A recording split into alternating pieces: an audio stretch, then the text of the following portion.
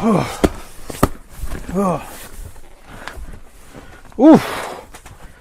It's like it's a little hard fall there. All right, let's do this. Hello, my name is William from 222 Productions, and I am here to talk to you about the American Ninja Warrior Las Vegas National Finals at the grammatically incorrect Mount Midoriyama, Stage 1, Part 1, in however long I want, because there is no time limit for the National Finals reviews, starting right now. Oh my goodness, we are finally here. We are at the part that matters of the season. The part that's actually based on the Japanese original, based on Sasuke itself. We're here. It feels so good.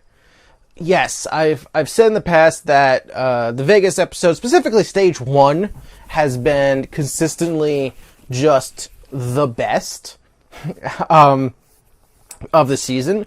And this was no exception. This just felt great. It in many ways, just watching this episode was so good. Just sort of remembering why I like Ninja Warrior so much. Stage 1 had a good pace to it. Wasn't too long. 2.5 minute time limit. That's fine. That's perfectly fine. And then you have so much more faster pace, and you just have that live or die mentality. It's either you clear or you're gone. That's all there is to it. There's two options. It's very clear cut. It's black and white in this case. Once you get to Vegas, it's black and white.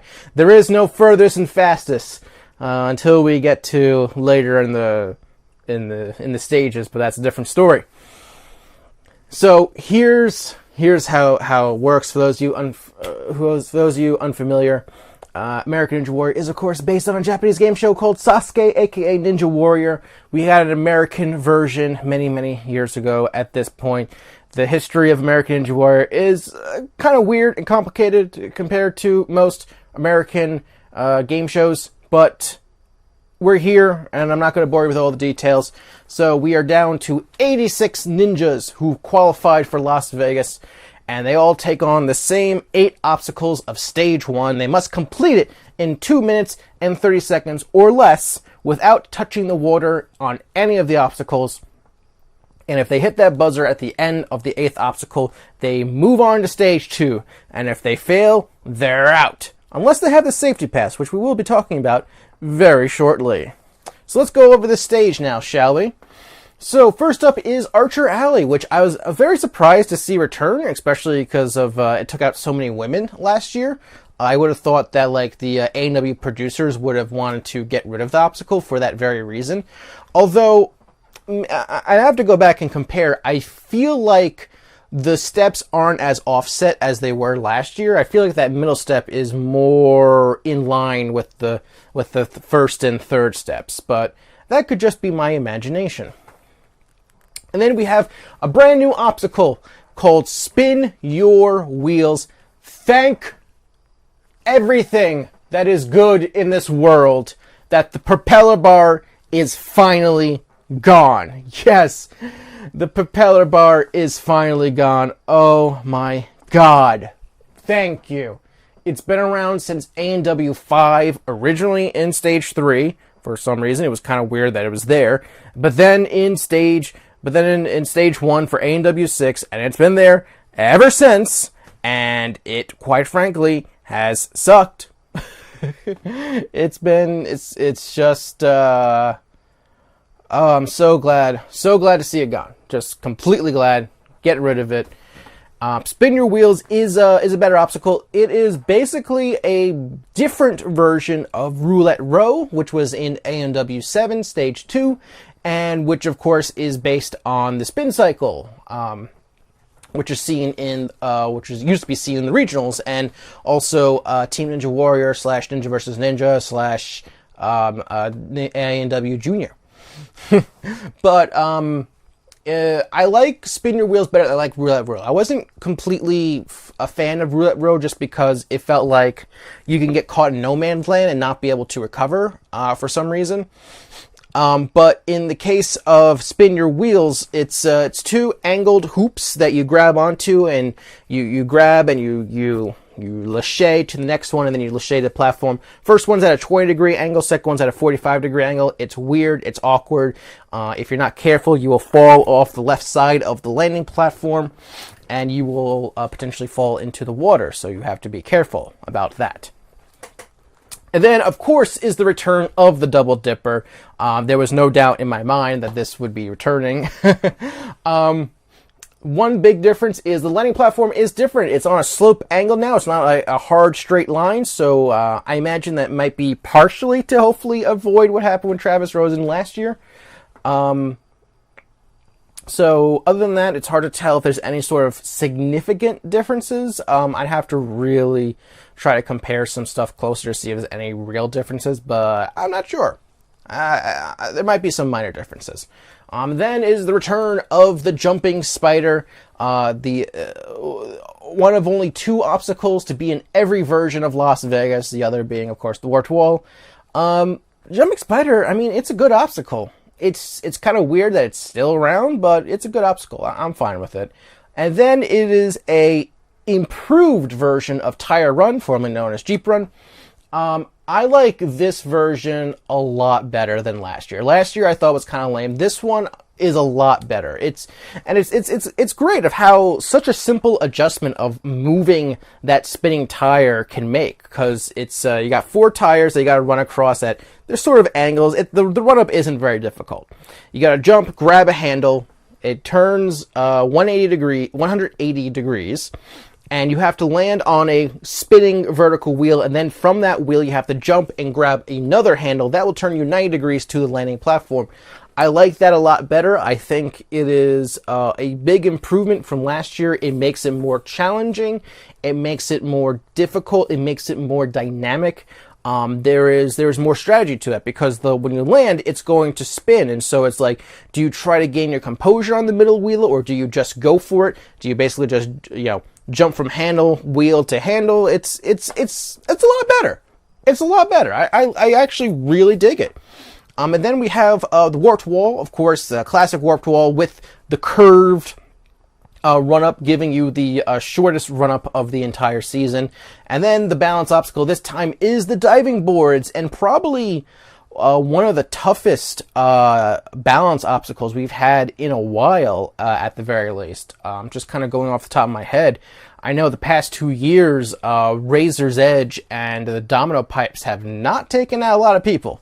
But I feel like diving boards are taking out a lot of people. I was kind of surprised to see it in stage 1, just because, I remember the whole Maggie Thorne getting a pretty serious concussion thing. But it is challenging. It's a challenging obstacle, so I guess that's why they went with it. And then it is the return of Twist and Fly. From what it looks like to me, it seems like it's like the same as last year. You got the two double twister handles that you have to transfer from, and then transfer from that to the cargo net, climb the net, hit the button, and if you do that in 2:30 or less, you are moving on to stage 1. So one of the things they did, they had Jake Murray show off Spin Your Wheels, since he is not competing this time around. And then we start things off with Michelle Warnke. They did a little profile talking about her clearing in Cincinnati in the previous episode. Unfortunately, she went out on Spin Your Wheels. She was unsuccessful with the landing. She fell off to the left, as I mentioned previously, and unfortunately, she is out early once again. Which is a shame. Michelle's a great competitor, but unfortunately, that's just how Ninja Warrior goes sometimes. And then they showed Kevin Bull. This is, it's kind of weird. I'm going to talk about this a little bit more, but basically, he had one of those profiles where it's not about him, but about a person that he met. And I feel like those are like the weakest profiles that A&W does, because it just feels like A&W producers are going, we don't have a story for this ninja, so we're going to tell someone else's story and put it with and associate it with that ninja, It's kind of weird. I always find those kind of weird.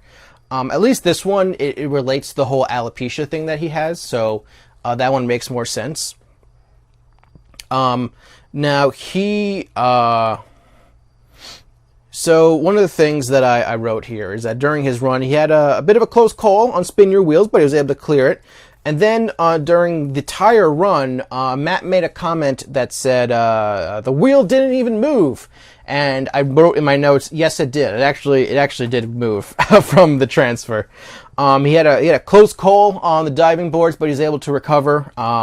He landed on his face, but he was able to pull himself up. It seems like, to my understanding, they're a lot more lenient in what you can grab. To my understanding, with diving boards in whichever region diving boards were in, I don't remember off the top of my head. Was it Oklahoma? I could be completely wrong. Anyway, I don't care enough to look it up. Anyway, in the regionals, one of the things that I noticed, one of the things that I heard about rather, was that you couldn't grab the sides of the obstacle. But here it's like, yeah, go nuts. And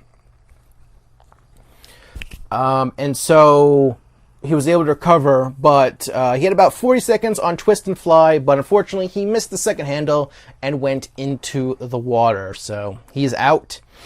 And then we had Flip Rodriguez get through, and I thought this was showing this here was I think a good idea, because you really you got this whole safety pass thing going on. You really want to show what it's about. Now, I don't know if any of the other safety pass people fail stage 1. We still have 4 more to run in next week's episode.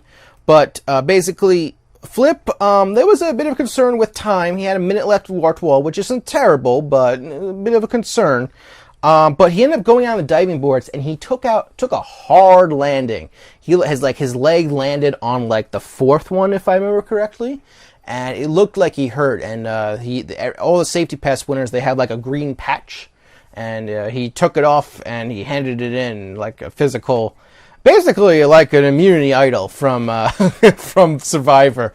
That's basically what it was. And then it's the Olympian gymnast whose name I can never say, Danielle Lever. I know I said that wrong. I apologize. So I guess the big story here is the diving boards. He had an amazing save at the diving boards. He was upside down. He was like this on the 4th diving board, and he was able to pull himself up, just up and over. Basically, I guess skin the cat, as they would say in wrestling. Flip himself over, get him back on top of the obstacle, and people are going nuts. Such a great recovery. And then he messes up on twist and fly, and he completely blew it. And this was the first time of the night where I had a bad reaction to someone failing. I actually hit the table in front of me. I'm like, no, come on, it wasn't supposed to be this way. You blew it. Oh man, that would have been so good. One thing of note is that they mentioned that if he had cleared stage 1, he would have been the first Olympian to clear stage 1 in A&W history. They did specify A&W, which I appreciate. I find that interesting because Sasuke's had several Olympians clear stage 1, including American Olympians like Paul Anthony Terek and the Ham brothers. And of course, Jordan Jochev, the Bulgarian gymnast, has made it all the way to the final stage even. So I just find that very interesting that that A&W has yet to have an Olympian clear stage 1. That's weird. Very weird. And this is, so going into the commercial break after this run, I noticed that A&W is doing this new coming soon thing where they'll put the graphic, the American Ninja Warrior end card graphic, but they'll have squares on the right-hand side of the screen of various ninja warriors who will be running soon, and they'll be doing their poses and stuff like that, and so for example in this case it's coming soon, running soon, Adam Rail and Barclay Stockett, and they're all like stuff like that. I found that interesting. That's an interesting way to do it. They're experimenting. So we've got some fast forwards. Carter Olson went out on the Double Dipper, and Ronald Washington went out on tire run, I believe on the spinning tire part, if I remember correctly, but maybe I'm not. So this was fun. Sem Garay, aka Semsi, the pro wrestler, he was joined by his manager Primo Pulmo, is what I wrote. He was looking good at first, but unfortunately he failed the Double Dipper the worst way possible. He cleared the obstacle, but he landed butt first on the landing pad, and on the slope, he slid backwards into the water. And it's like, oh no, oh, I felt so bad for him. That, I would have to say, actually, that's the second worst way to fail. The worst way is to get too excited and you fall at the beginning of an obstacle without even like attempting it. Like, I think it was during Ninja versus Ninja, I think it was Jerry DeRulio. She, in one of the relays, I think, she went to hit a trampoline. Not a relay, it was a head-to-head, in the second half. She went to go hit like a trampoline, and she hit it like a little too high, and she tried to catch her balance, she just fell into the water without even being able to attempt the obstacle. That's the worst way to fail an obstacle, but falling backwards after clearing an obstacle is easily the second worst way to fail an obstacle. You don't want that to happen to you. And then they showed Nate Burkhalter, who went to the North Pole and swam in Arctic water. It's like, wow, that must have been freezing cold. But with that said, he looked good on the course, and he cleared. He was the first clear that they showed of the episode with 11.01 seconds left on the clock. And he jumped into the water in celebration. Good for you, Nate. I believe this is, first stage 1 clear, if I remember correctly. I could be wrong, but I think that is. So congratulations. Now, we're going to take a quick break from this particular review, because I have a question for all of you. You thought there was going to be a comment question in this video? No, I was saving it for later just to see how many people actually make it this far. So here's my question for all of you. I want you, in the comments below, to give me the absolute worst training advice for American Ninja Warrior. I want you to in the comments, give me a format it in the way of a sincere advice, but when someone reads it, it's obviously just really bad. That's what I want you to do. I want you to give me really bad A&W training advice, but present it in a way that appears you're being sincere. And I will see who comes up with some good ones. So get to writing, and also, of course, let me know your thoughts on the actual episode itself in the comments below. Make sure you vote on the poll that is in that corner for the video, and of course subscribe. Hey, make sure you subscribe. I'm gonna plug everything. We're less than 100 subs away from reaching 1,000 subs, and this baby will get played. Oh, I'm so excited.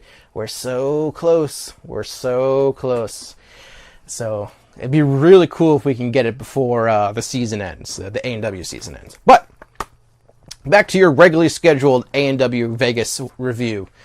In more fast forwards, Anna Shoemaker went out on the Double Dipper, Lucio Batista went out on the Jumping Spider, and Brandon Mears fell at the very end of the diving boards. That hurt watching that. Excuse me. All this talking and yelling is making my throat a little raspy, so apologies in advance. And then we had Brett Sims. Holy crap, Brett Sims actually gets a run shown of him. They focused Battle of the Beards 2. And the big twist this time around is that Lucio Batista, aka the Mustache Ninja, gets to choose the style that the loser has to have his beard shaved in. Unfortunately for Brett, he went out on Spin Your Wheels. He hit the landing platform but fell backwards. Did a little backflip because he knew he was screwed. But unfortunately, leaving the door wide open for Ryan. Then they showed Adam Rail Not much to say about Adam's run other than that the dude looks really solid. Like, he's called rock solid for a reason. It's not just because of his muscles and whatever else you might not see. It is also because the guy is very strong on the course. And he looked good. And he was perfect on the diving boards. I think that I cannot emphasize that enough. And he got to basically the top of the net for twist and fly, cleared with 37.76 seconds left on the clock. Very impressive. Then they did a little featurette for Tyler Rizzo, the winner of the obstacle design contest. He designed the barrel roll, and his prize was he got to go to Vegas and watch it. So congratulations, Tyler. You did good. I thought the barrel roll was a fun obstacle. Maybe not necessarily the most difficult, but it was fun to watch, so I appreciate it. And then we had Barclay Stockett, who was running for her mom. I don't want to go into full details because I felt like it went a little too much into the sad parts, but we get the idea. She went her usual slow. She went slow on the entire run. Kind of similar to sort of the same issue that she had last year when she failed the obstacle, but this time she cleared. She had a little issue, but she cleared, and she only had 55 seconds at the warped wall, so I was a little concerned. Unfortunately, after 5 attempts, she was never able to get up the warped wall, and she ended up timing out on the course, so she's out. I believe her best is still reaching the 8th obstacle, so unfortunately a bit of a downgrade for her. I saw one person on Twitter, I'm not going to say who, just some random person saying, get rid of the warped wall, it's prejudice against shorter people. No, that's dumb. There are obstacles that are prejudiced against tall people also. The jumping spider is not good for taller people, because the angles of their legs is weird. A lot of stage 3 stuff is harder for taller people because they're heavier. So the course is balanced for body types as a whole. So also the warped wall is iconic. So that ain't happening. It's kind of like saying get rid of the Statue of Liberty. No, it's a bit iconic at the moment. So don't do that. And then after the commercial break, they had a nice little segment for all 4 originals, A&W OGs, the ones who have competed in all 11 seasons. All 4 of them have competed in all 11 seasons. Because this was the first time in a while since all 4 of them reached Vegas, so it was nice seeing them do that. David Campbell got fast forwarded. Unfortunately, he timed out at the end of the course. Oh, that hurt to see. And unfortunately, Brian Kretsch went out on on spin your wheels, and that was hard to see after seeing how great of a year he was having in LA. It was that stung. But then they showed Ryan Stratis. This was cool to see him and Bernardo doing the traditional Nagano backslap, where usually Toshihiro Takada, the firefighter, appropriate for Bernardo to play that role. He put the towel on Ryan's back, did the backslap, did the thing. It was great. It's great to do that. It's good on you guys for keeping the tradition strong. I appreciate it. It probably helped. Watching this run from Ryan was so nerve-wracking. I tell you what. First, the jumping spider. I believe it was his left leg, slips out a little bit. And I'm like, But no, he holds on. He continues. He makes it through that. Then he gets to tire run. He's on the middle tire, and he's spinning backwards. And I'm just like, oh no, he's going to fall backwards. But fortunately, the tire has a limited amount of spin, like last year. He was able to recover and get through that. And then on diving boards, he started veering to the left, but he was able to save himself and stay on the landing platform. So I'm just like, oh my goodness, I'm sweating everything. He gets to twist and fly. I'm so into this. I'm standing up. I'm saying go, go, go, and he clears with 9.66 seconds left. And I'm just like, yes. Oh, it's so good to see Ryan Clear. Good job, buddy. Yeah, I don't know if you watch these videos, but good job, buddy. That was great to see. And of course, that meant Brett lost the beard battle once again. In more fast forwards, Connor Galvin failed the tire run. Jessica Clayton failed spin your wheels. And Lucas Reale ended up clearing with 28.97 seconds left. Good job, Lucas. Would have liked to have seen his full run, but what you going to do? You always want to see your friends, but, he did. I'm sure he did great. Philip Scott then got a full feature. They did a recap of him Cincinnati and everything, and it is so cool to see Philip. For those of you who didn't watch the previous review, Philip is a friend of mine, a good friend of mine, and seeing him get the spotlight from A&W, because I know Philip is a talented guy. I know he's a very talented ninja, and seeing the positive attention that he got and seeing him overcome the anxiety attack that he had in Cincinnati, it was really cool to see.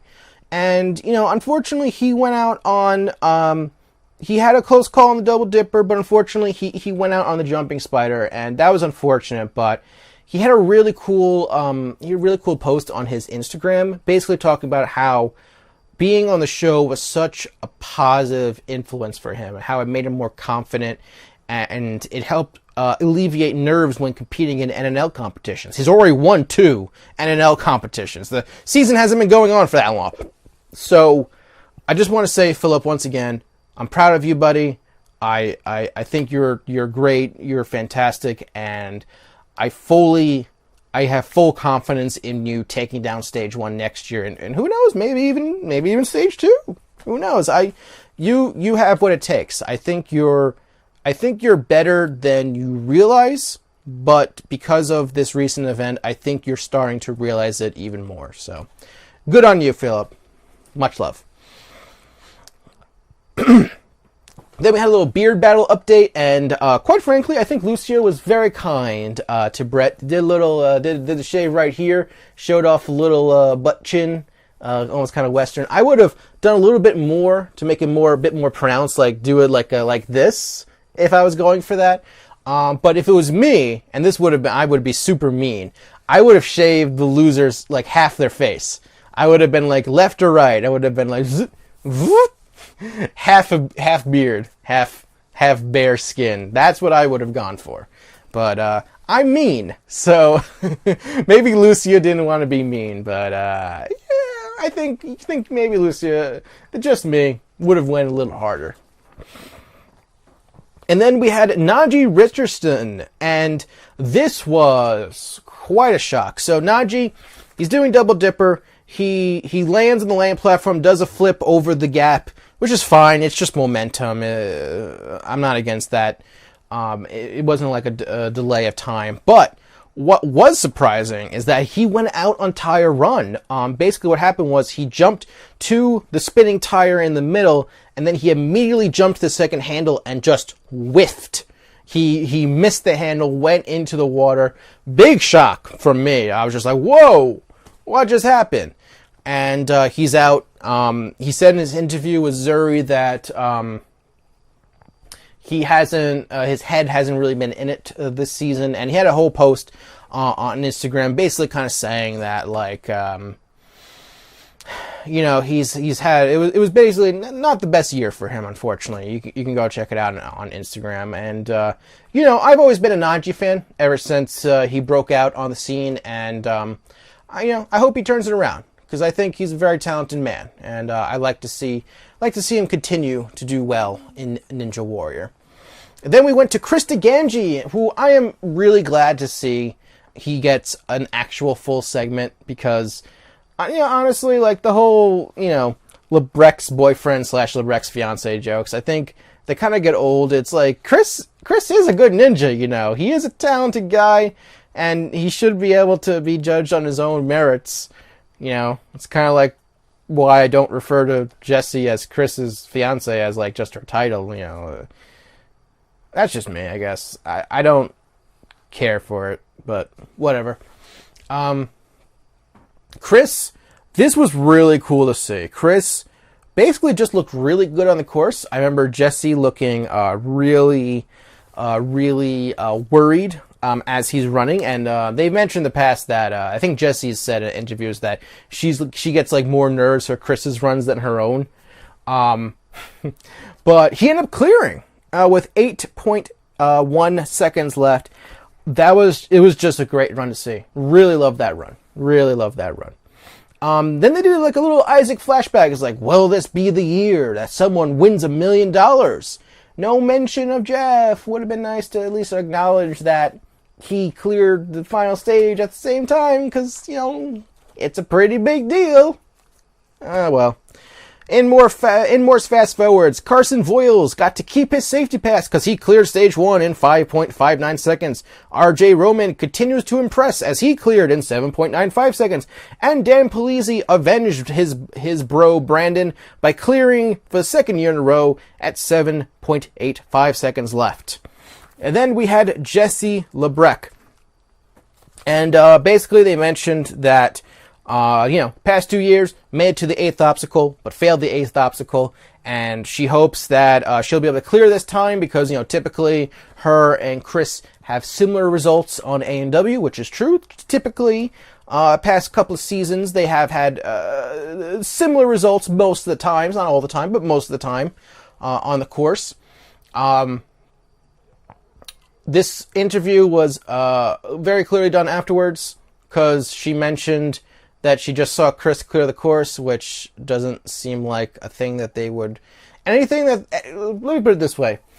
Anything that mentions...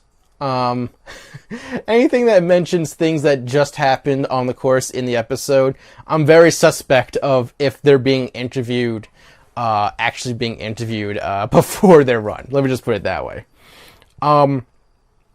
Unfortunately, she got a little bit hung up on Spin Your Wheels. Wasted a lot of time trying to get off of that second hoop to the landing platform. She ended up clearing. She was doing pretty well for the rest of the run. I noticed that she has this tendency sometimes to get like stuck on an obstacle. Like she got stuck on Parkour Run 2 years ago. I remember that happening. And she made it. I wrote down that she made it to the diving boards with 48 seconds left. And she got to twist and fly. It was going to be close. I'm watching this. I'm going, go. She gets to the first handles, swings to the second pair of handles. I'm cheering. She goes for the net, and she misses the net.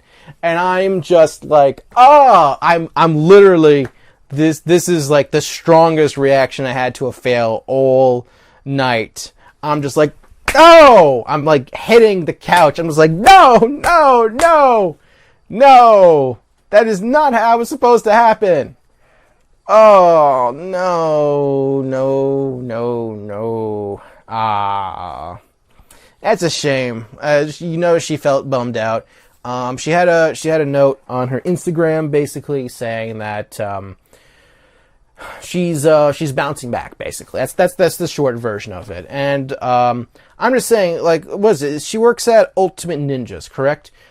Basically, like, Jesse, for like the next, like, let's say 6 months, just practice trapeze to cargo nets, please. I don't want to see you fail the 8th obstacle for the 4th year in a row. It's too heartbreaking. It's been too heartbreaking on me. It's unfortunate, but I know she can do it. I picked her to clear stage 1 in my predictions. I know she can do it. Anyway, in more fast forwards, David Wright failed the tire run. Kevin Carbone cleared, had a big save on tire run, grabbing that second handle. And then Lauren Ball cleared with 4.73 seconds left. For those of you, what you didn't see in regards to Lauren Ball's run is that he actually had to run twice. He had a obstacle malfunction on the Double Dipper, which basically, long story short, to my understanding, with the way that the bar was reset, it was reset in a way that like ruined all his momentum, and so he wasn't able to make the transfer for the Double Dipper, causing him to fail. And so they gave him a rerun due to some issues with the bar. Basically, it wasn't moving properly. That's to my understanding.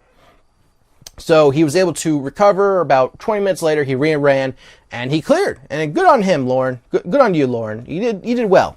I'm looking forward to seeing him in stage 2. And then they did a featurette on Travis Rosen, who was announced that he is retiring. This is his last season. I just want to say, Travis is a great guy. I got to meet him twice. Both times he was very nice, very generous. I was surprised that he even remembered me the second time. He did a little interview with me.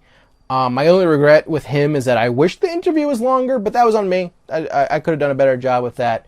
But Travis, like, you never hear anything bad about Travis. I'm glad that he was able to come back from injury, prove that he can do it, get revenge on the Double Dipper. Unfortunately, he failed the diving boards. He hit the landing platform, fell, looked pretty hard, but he seemed okay.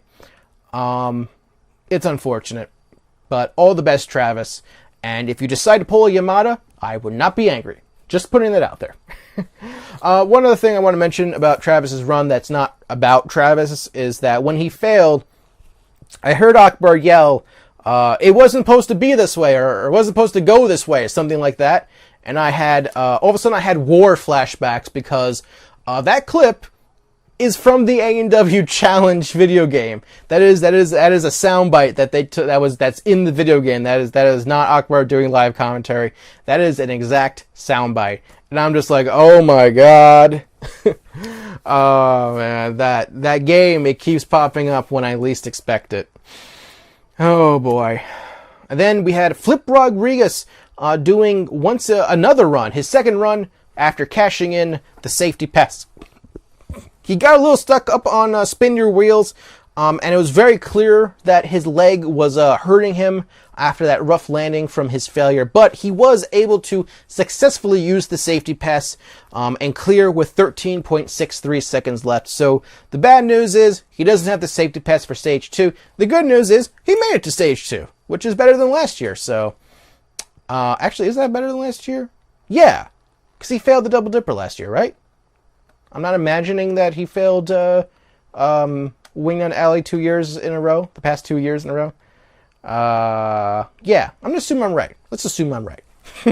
And then they wrap things up, the episode, with Daniel Gill, and he had one of those profiles that I mentioned before about how it's about someone he met rather than about him. The real story is Daniel Gill is really fast. Shocker, shocker. He had 1:10 left when he reached the diving boards. He ended up clearing with 40.54 seconds left on the clock. They said he had the fastest run of the night, which is, of course, complete horse hockey because it's just how they edited, because everyone runs the same night. It's not like they're filmed separately. But in the end, Daniel Gill has the fastest clear so far, and at the end of the episode, much to my delight, they brought back the old leaderboard style, showing the 12 people who have so far cleared the course. In my total calculations, we've seen 17 runs, 16 fast forwards, so we have quite a few left to be shown. I imagine there'll be, of course, some people who will be skipped in its entirety. That's what always happens. But so far, the 12 people who have cleared stage 1 that we have seen are Daniel Gill, Adam Rail, Lucas Reale, Kevin Carbone, Flip Rodriguez, Nate Burkhalter, Ryan Stratus, Chris DeGangi, RJ Roman, Dan Polizzi, Carson Voiles, and Lauren Ball. So, I think this has been a really good episode as a whole. Honestly, and I think stage 1 as a course, it might be the best one A&W's ever done. As crazy as that sounds, I really enjoyed this. I don't have a lot of complaints as a whole. There's not like that one obstacle where I'm like, oh, that obstacle sucks. Everything's better. Like, all the new obstacles are better than the ones that they're replacing or they were modified. And the ones they kept were fine as they were. So, I got no problem. I got no complaints this year for stage 1. So, honestly, it might be the best stage 1 they've ever done. But let me know what you think in the comments below. Did you like this episode? Do you like the new stage 1? Do you think they changed too much? Did they not change enough? Let me know. And of course, make sure you subscribe to be notified when new episodes and new reviews will be going live, as well as all the other videos that I will be doing for all you kiddies and adults. mostly adults based on YouTube analytics, or I guess technically teenagers, or I don't know. It says 18 to 24, which like, who knows what that means. Anyway, thank you all very much for watching. I'll see you next time for part 2 of stage 1 of Las Vegas. See you, everyone.